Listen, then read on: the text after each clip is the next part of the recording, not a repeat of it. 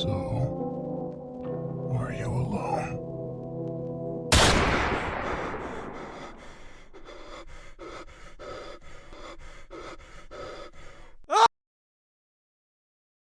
No, I Am Not Human.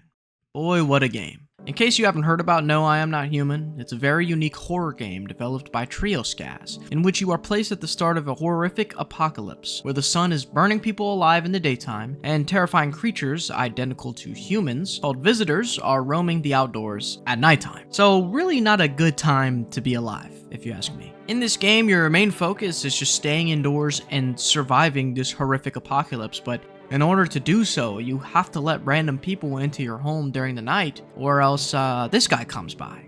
And, well, he does this.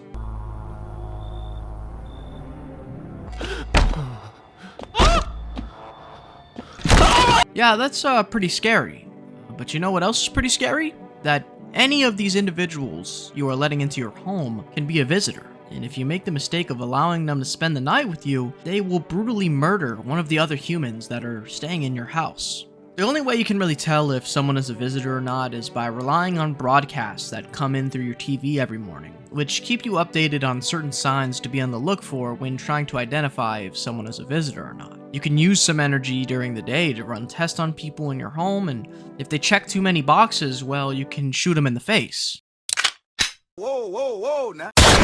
It's a tough predicament to be in, and you're gonna find yourself making some very bad decisions. Mix that with the horribly displeasing music and the even more displeasing visual style, and well, you got yourself something. Yeah. This game is stressful as hell, but it's also super fun and unique. I really have not seen any other game like this. The audio and the visuals are extremely uncomfortable. I mean, look at this guy. Yeah, he's not very pretty. The whole game you have to deal with this ominous slow music looming over you as you think about who you're gonna test next, or if you should kill this person, or let that person in. I mean, it definitely starts to take a toll on you for sure. On top of that, every person you meet is like an uncanny mess of a human. You almost don't want to trust anyone because they all look contorted and ugly. I want you to take a look at this guy for a second.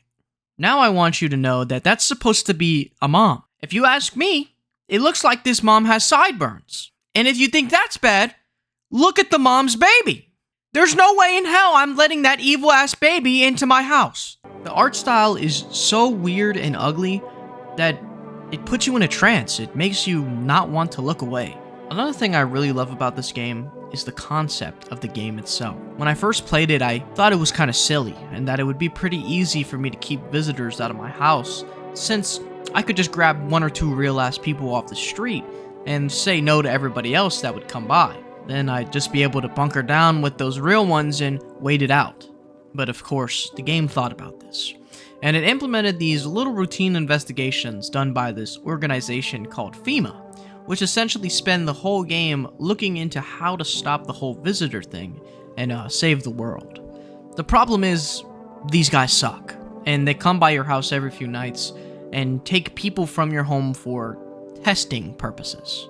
They also never return them, so I don't know what they're doing with them, but it doesn't help your case. Knowing this, you are now forced to at least let in one or two people every night to make sure that you have some people that are still in the house when FEMA comes by to take their routine inspections.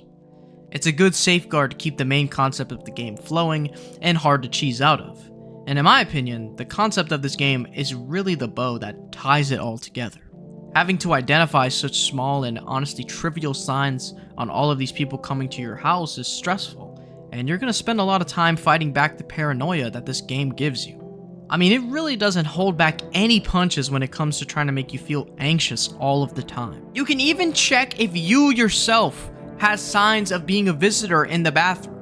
I mean, if you can't even trust yourself, then who can you truthfully trust at all? The environment surrounding the house itself also plays such a massive role in fueling that paranoia, and also just a feeling of complete hopelessness. Basically, every night that goes by, there is something tragic or horrifying happening outside your window, and it just makes you sit back and think, like, what the hell am I supposed to do about all this? There's also a super unique cast of characters for you to meet in this game, and there's a visible level of depth to each and every one of them, even the visitors.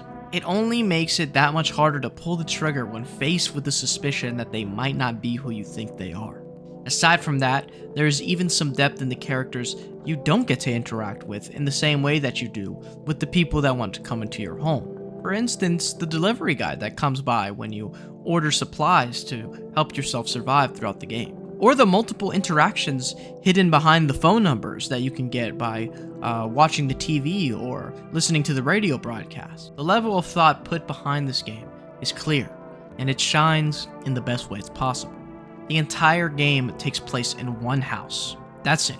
It's the same house the whole time, and somehow, someway, I found myself playing this game over and over again, trying to find little secrets that I might have missed the previous times playing, or trying to work my way towards one of the 10 endings that this game currently has. It would take a lot of playthroughs for this game to finally start to feel boring, which is surprising considering that the concept, although unique, is really simple.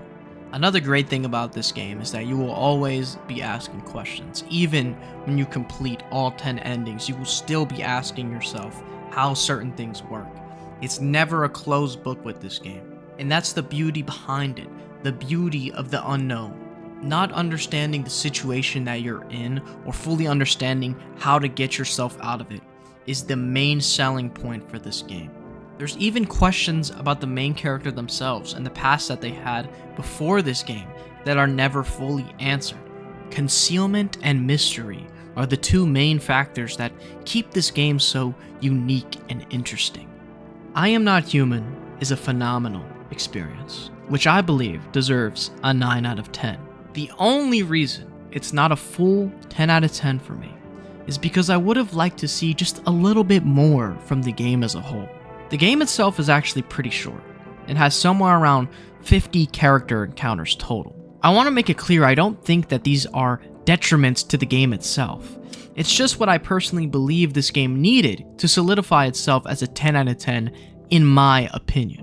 Regardless, I Am Not Human is an extraordinary game that I cannot recommend enough. Let me know what you guys think about I Am Not Human down below. And do you think that my review is accurate, or is it booty cheeks, and should I give up on my dreams? Until next time, drink your water, love your friends, and make sure you take some time out of your day to thank those beavers out there. I mean, they are hard at work all the time. I really don't think they don't have any